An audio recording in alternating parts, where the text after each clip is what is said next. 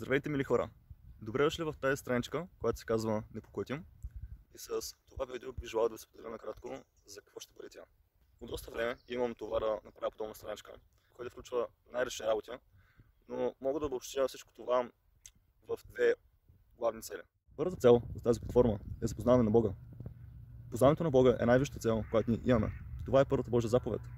Колкото повече ние познаваме Бога и Неговата личност, толкова повече нараства и нашата любов към Него.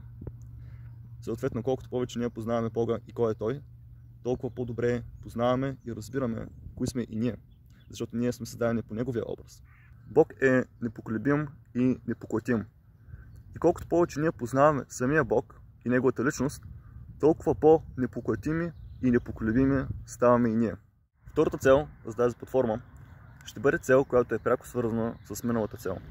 И тя е да съобразяваме с образа на Христос всекидневно.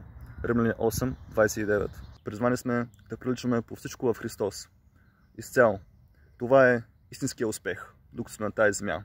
Една от най-големите атаки на врага срещу нас е да ни накара да не вярваме в това, което Бог казва, че е Той, и в това, което Бог казва, че сме ние. Но без значение колко много атаки получаваме, без значение дали това ще бъде от врага, дали това ще бъде от света или дори от наше собствено естество.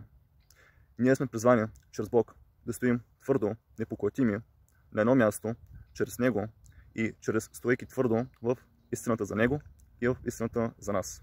Бог ни е дал напътствие за това как това да се случва, като се приближаваме постоянно към Него, Яков 4:7-8, и като стоим твърдо в Неговото Слово, екипиране с цялото Божие всеоръжие, Ефесяни 6:10-18.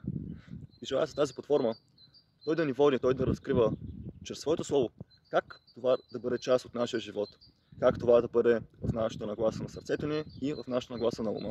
Така че за мен ще бъде изключително ценно да мога да служа по този начин на вас, чрез тази платформа, и да можем заедно да гоним тези две важни цели.